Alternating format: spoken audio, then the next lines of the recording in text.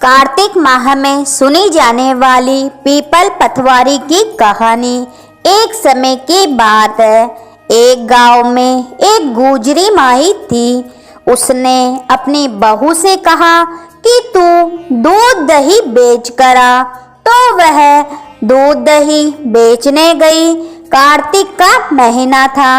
वहां पर सब औरतें पीपल सींचने आती थी, तो वह भी बैठ गई और औरतों से पूछने लगी कि बहन, तुम ये सब क्या कर रही हो? तो औरतें बोली कि हम तो पीपल पतवारी सींच रहे हैं।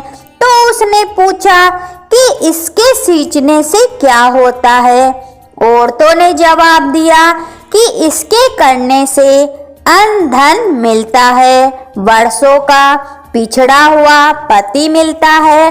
तो उस गुजरी माई ने कहा कि तुम तो पानी से सींच रही हो, मैं तो दूध दही से सींचूंगी। और बेचने के दूध दही से पतवारी सींचने लगी।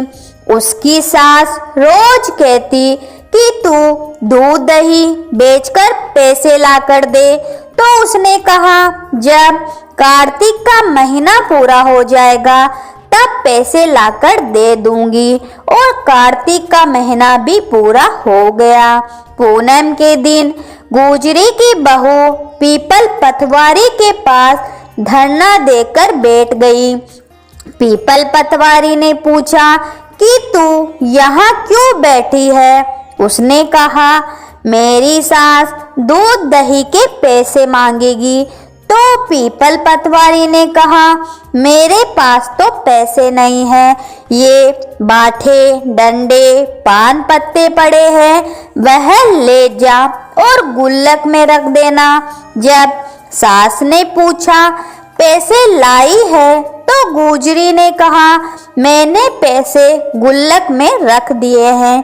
तब सास ने गुल्लक खोल कर देखा तो सास देखती ही रह गई। उसमें हीरे मोती जगमगा रहे थे, पत्तों का धन हो गया। सास बोली कि बहू, इतना पैसा कहाँ से लेकर आई है? तो बहू ने आकर देखा कि बहुत सारा धन पड़ा था। तब गुजरी की बहू ने कहा, सासू जी, मैंने तो एक महीना दूध दही से पीपल पतवारी सींची है और मैंने उनसे धन मांगा तो उन्होंने मुझे भाटे डंडे पत्ते दिए, जो मैंने गुल्लक में रख दिए और वह हीरे मोती हो गए। तब सासू जी ने कहा कि अब की बार मैं भी पतवारी सींचूंगी।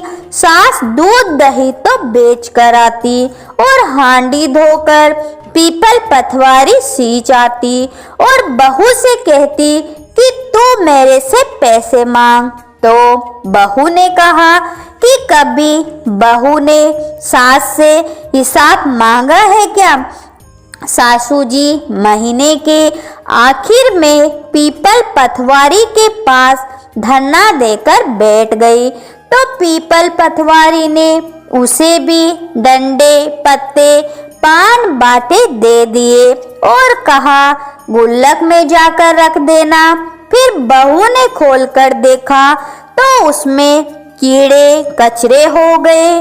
बहू ने सास से जाकर कहा, सासू जी, ये सब क्या है? तो सास देखकर बोली कि पीपल पतवारी ने तेरे को तो अन्न धन दिया और मुझे कीड़े मकोड़े दिए। तब पीपल पतवारी बोले कि बहू तो निस्वार्थ सींचती थी और सासू जी धन की भूखी सींचती थी।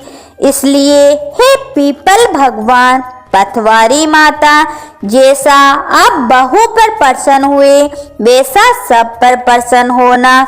जैसे सास से रुष्ट हुए वैसे किसी से मत होना। कहानी सुनने वाले, हुकारा भरने वाले सबकी मनोकामनाएं पूरी करना। तो बोलो पीपल भगवान और पतवारी माता जी की जय हो।